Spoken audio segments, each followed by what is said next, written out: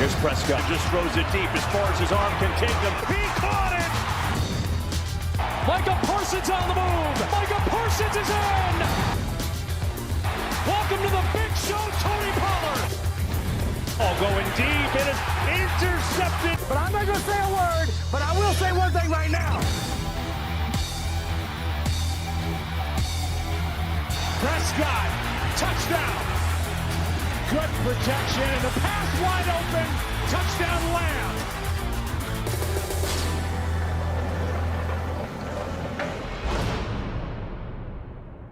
Well, hello there, ladies and gentlemen. Welcome back to the channel. It's Space Cowboy here with another video for you guys here today. And we're finishing up the position evaluation series for the 2023 Dallas Cowboys by talking about special teams, because special teams matter.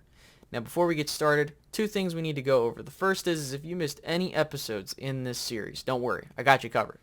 First, you can either go to the very end of this video when you're done watching, you'll have a title card which will direct you to the previous episode, or you can go to the playlist that I created for Dallas Cowboys Training Camp 2023. It has all the episodes in there, so you can get caught up with the series if you missed any other episodes or want to re-watch to get my opinion on a couple things.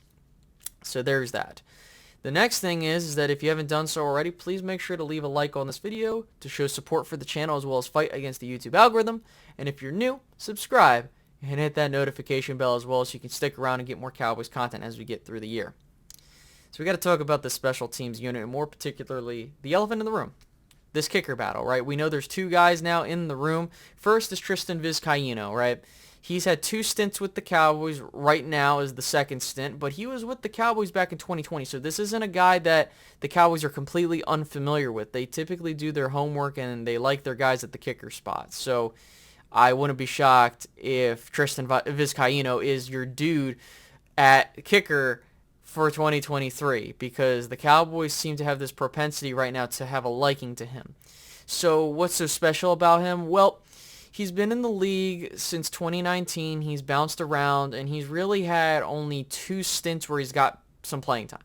He first started out with the 49ers, and then there he actually had one game where he made all three of his field goal attempts there, which is good, but it's only one game, so you're not really getting a big sample size there. The next one was with the Chargers, and what's interesting here is he actually beat out the starting kicker there, got the job, he made all of his field goals except for one, and the only reason he was waived halfway through the season was because he had a league high in missed extra point attempts, which was 5 through 7 weeks. Not the greatest thing to hear about a kicker, but it wasn't because he was missing his field goals. It was because he was missing his extra points, which, all right, to each their own. But now he's here with the Cowboys, and right now it really seems like the Cowboys want to give him the job, considering that he has been around the Cowboys in this Mike McCarthy era since, 2020. He's been looked at, and he's back again, right? So now we look at the competition he has, and that's Brandon Aubrey. What's interesting about Brandon here is that he is an MLS player, or was an MLS player. Now he's with the Cowboys, and he actually is just recently from the USFL. And, he really did his thing over there, and, he made all of his kicks, I believe, except for one. And it's just another guy from the USFL, because we know last year it was KaVontae Turpin, so it's going to be interesting to see how things progress with him. Now, he doesn't have any other history with the NFL besides with him being with the Cowboys. He's 28 years old, and so this is going to be his first stint in the NFL, and I'm really curious to see how he does, because if he ends up doing something this year, the USFL is going to start getting a lot of traction, especially if, and we'll talk about KaVontae Turpin in just a second, if Turpin starts getting better because of how long he's been playing football. So I think that that's an interesting competition. I'm excited, and I hope it's not like last year where it was like, okay, they wanted Jonathan Garibay to get the job, but you also had Hiralahu, and he didn't pan out, and you're like, shit, I need to get someone, and you went after Brett Maher, because there's not a whole lot of veterans on the open market. And just to be truthful with you, I don't need a dude that can kick 70-yard field goals. I need a dude that can kick a field goal between, in between the 40s and under so that we can get some points. That's all. The 50-plus stuff is nice and, that's great to have, but I just need someone that's going to give me some field goals. That's all. So, with that being said, I think that right now I would give the edge to Tristan Vizcaino based off of how they're talking and kind of what's been going on in camp. But, again, we'll see. I think that we should just welcome this competition, and if things go south, the Cowboys kind of have to lay in the bed they made. But moving forward, we also have the long snapper in Trent Sieg from the Raiders. And when you look at him, he's been, in the league since 2018, and then he's now coming over here to Dallas. And again, I don't really care about the long snapper position in the sense because as long as your name isn't being brought up in a bad way, you're doing your job. The Cowboys have been through now several long snappers now, but they've never really had an issue with their long snapper, so that's great. And then their punter is Brian Anger still. I felt like Brian Anger had a down year compared to his all-pro season the year before, and I think that we need to see a little bit more from him. I think what kind of hurt him was the start of 2022, and it was like, who is this dude? Like, this is the same all-pro kicker we have. And I think what's going to be important is that if the Cowboys really want to go far, they need to make sure that, he does his part.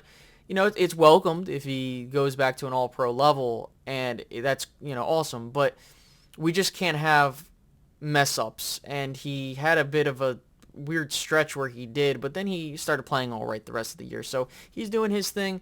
And, the last real glaring thing is punt and kick returner, and that's KaVontae Turpin. So we had the one game versus the Chargers in the preseason where he had the 2 kick returns, right? And that was fun and all, right? But my problem is that Turpin had moments where he did really well.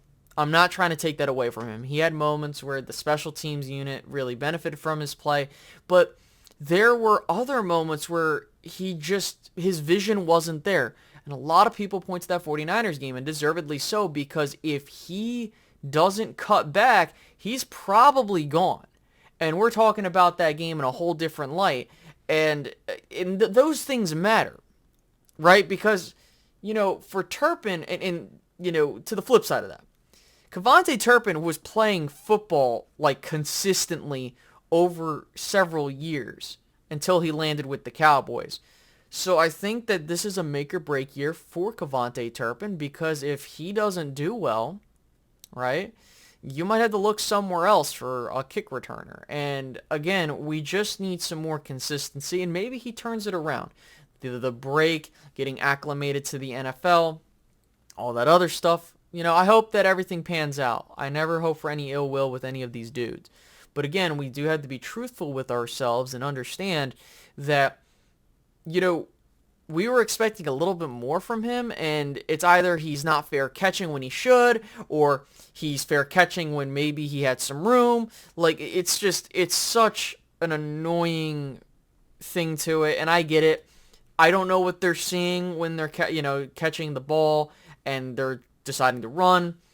I'm not a fortune teller there. I'm not trying to act like I know all there, but on film, you can go back and look, and you're like, what is this dude doing, right? So I don't want to go on and on and on about, all of this stuff, but right now, if I had to give this special teams unit a grade, we don't know what the kicker is going to look like. We know who the punter is. We know a little bit about that special teams guy in KaVontae Turpin, right? So the big thing is where do we grade it? Well, for me, it's very close to an incomplete because I don't know about this kicker battle and how things are going to go down there. But if you force me to give a letter grade, I'm going to give it right now a C plus maybe, and it's primarily because I don't know what these kickers are going to do. So that's, if I knew, like, if we're getting like a consistent in the 40s, you're getting a field goal type of guy, I'm probably giving it a B or B plus maybe. But right now, this special teams unit is predicated off of this kicker battle. So that pretty much sums up everything, guys. We went through all the position groups. I know coaching is a separate thing, but I'm probably going to hold that off on the back burner for other videos. So just keep an eye out for that. So there won't be a video tomorrow, but there will be more stuff as we get closer to the start of training camp. So thank you guys so much for tuning in. Make sure to leave a like, subscribe if you're new, hit that notification bell, leave a comment down below what you think, and I'll catch you guys in the next one.